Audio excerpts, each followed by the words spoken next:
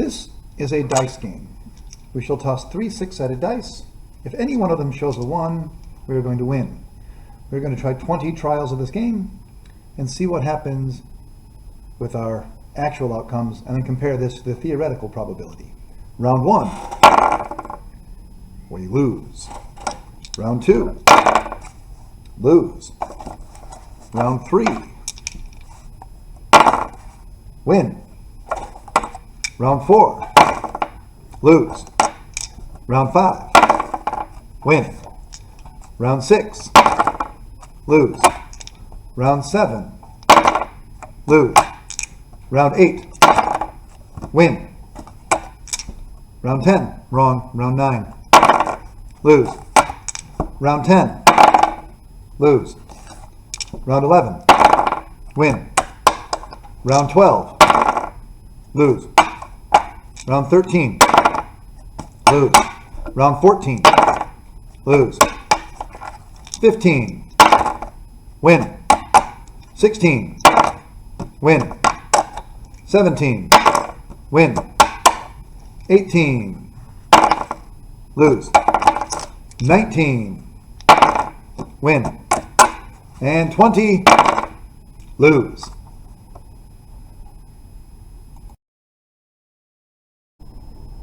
So that was pretty interesting. You probably noticed that we had 1/3 coming up a few times, but in the end we wound up with 40%. And interestingly, every time we had a 5 and a 10 and then the 20, those were all 40%. Didn't rig that one. That just came out that way. But now what we want to find out is that 40% representing us being a little bit lucky and winning more than we would expect, or being a little unlucky and losing more than we would expect? We'll come back to talk about this game in a moment. Right now, let's discuss the idea if we were to go to grab people at random and say, hey, what day of the week were you born? If we assume that the days of the week are distributed pretty evenly, there's a 1 out of 7 chance that somebody was born on, say, a Tuesday. But if we wanted to find out if you were born on a Tuesday or a Wednesday, or that would be 2 out of 7. And notice what we just did there is added them together. But what if we wanted to find out what are the odds that you're born on, let's say, a Monday in January? Okay? Those are going to be pretty rare because we're going to have Mondays distributed 1 out of 7. 1/7 of the days will be Mondays. And we're going to have months distributed as a 1/12. And again, we're assuming here that everything is evenly distributed.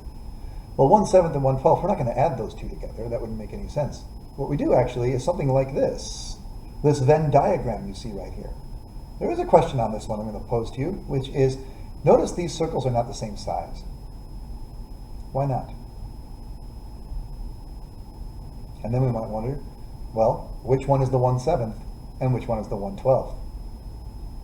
Now some people might think 7 is a smaller number than 12, so the big one is the 1/12 and the small one is the 1/7. But remember, these probabilities here are upside down. This Venn diagram here, actually, the bigger one is the 1/7, that's the day of the week, and the smaller one is the 1/12. And that region in between the two, that's shaded in here, happens to be the 1/84th. And that's the odds that a random person is born on, say, a Tuesday in September, or a Wednesday in July, or whatever you wish.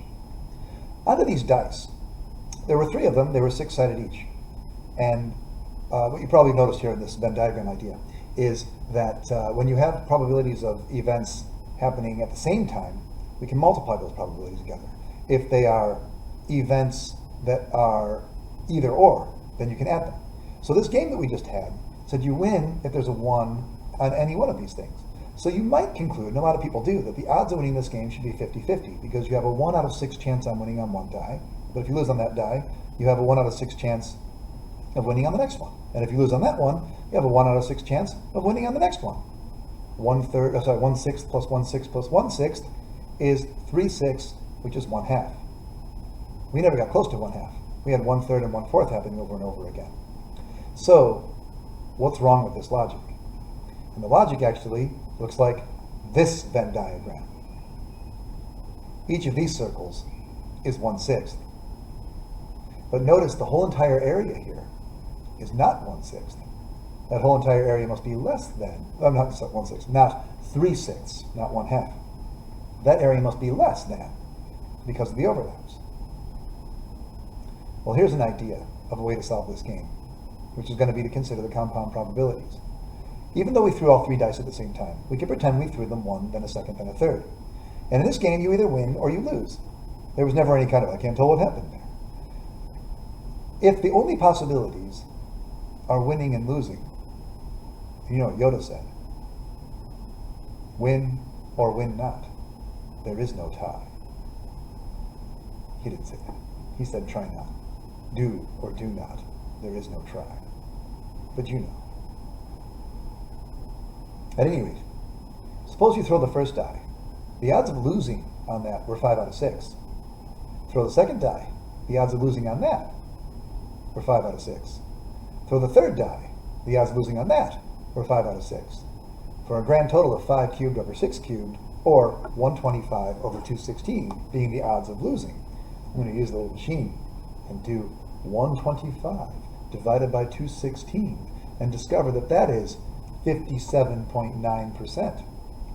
I'm going to subtract 1 from that and then realize I can look at the old negative. That meant that we should have won this game 42.1% of the time, or 42.2% of the time. We didn't win 42% of the time, we won a little bit less than that with our 40%. Now, because we were doing only 20 trials, our options basically were 40 or 45. I guess we could have wound up with a 35. We wound up with 40. That was pretty close to the theoretical probability.